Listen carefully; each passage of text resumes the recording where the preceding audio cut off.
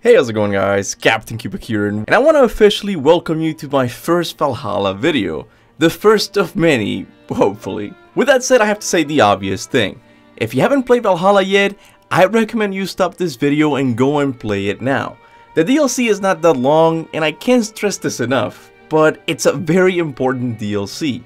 There's tons of story moments in that DLC that you won't want to miss. So with that said, this is your last warning. You ready? Today we're going to be talking about the possible remakes that are coming our way. This topic has once again gained traction because in the DLC there's a lot of Greek stuff. Not just enemies, but iconic locations as well. So with this video, I wanted to give my 2 cents on the topic. Bottom line, I think the remakes or remasters are more likely than ever before. Some people have brought up the point that Santa Monica is not going to go through the hard work of creating all of these characters and animations for a free DLC. And that certainly makes sense from a business standpoint. It's almost like Santa Monica was testing the waters to see if the new fans would be down for this Greek stuff. And after a few days of this game's release, I think it's fair to say that every single fan has been raving about it, not just the OG fans. And while these are valid points, I also want to approach this topic from the story of the DLC itself. Because in my opinion, this story just doesn't give us a great end to Kratos' chapter in the Norse saga. It also served the purpose of purifying the Greek games, if you will. You see, for the longest time, the old God of War games have had this reputation that, while they're great games, the stories aren't as complex. Kratos is too much of a one-note character, said the Greg Millers of the gaming world. But with Valhalla, a lot of these over-the-top violent moments have been shown in a different light. The whole point of the DLC is getting Kratos to forgive his past mistakes. Something the last section in God of War 3 tried to do, but wasn't nearly as effective as Valhalla. To give an example, in the DLC, Tyr talks about Kratos' decision to kill all the Greek gods that resulted in the destruction of the realm. This, a couple of years back, was seen by people as shallow, arrgh, I just want my revenge type of character. But now with Valhalla, Kratos has learned that his motivations weren't as cut and dry as people make them out to be. Because in the past, Kratos did the complete opposite. He restored the sun to its rightful place, giving life to the world once again. Tyr gets Kratos to see this with one of the most beautiful lines in the series. This memory happened before I killed him. My evils were yet to come. What is the point? That your legacy has always been a complicated one.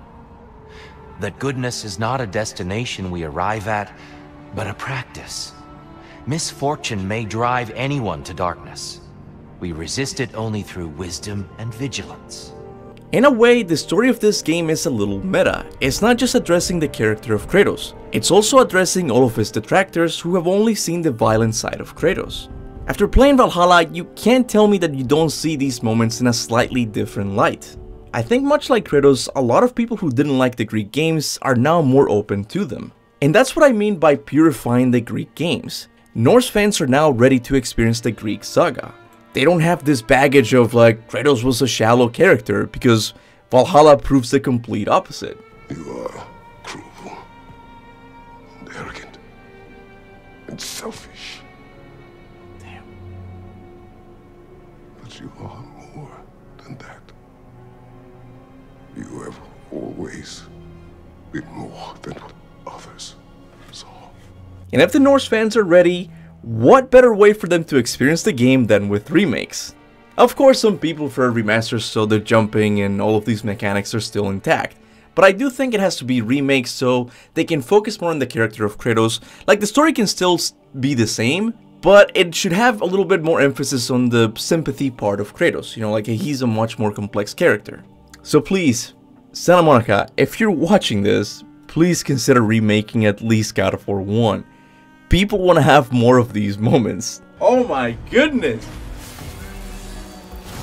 I know this was a short video, but I know a lot of you guys were asking me about the remakes and what I thought of them. I'm with you guys. I really think remakes are more likely than ever before. So in a way, Cesti and everyone else who contributed in this video, we did something. We got something. We might have gotten the remakes to actually be a thing. We're just gonna have to wait a couple of years. But if you don't think the remakes are on the way, let me know why you think that's the case. I really want to hear everyone's opinion on this topic. On another note, if you haven't watched my reaction to all of the best moments from God of War Valhalla, make sure to click this link.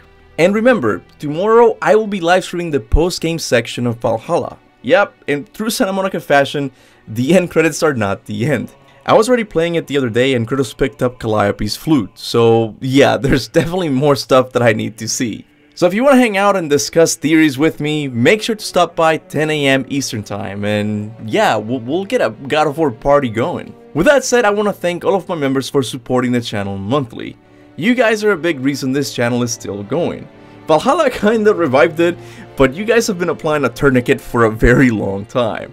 So from the bottom of my heart, thank you. I would also like to thank everyone who likes and shares my videos. I know it doesn't seem like much, but trust me, it really does help.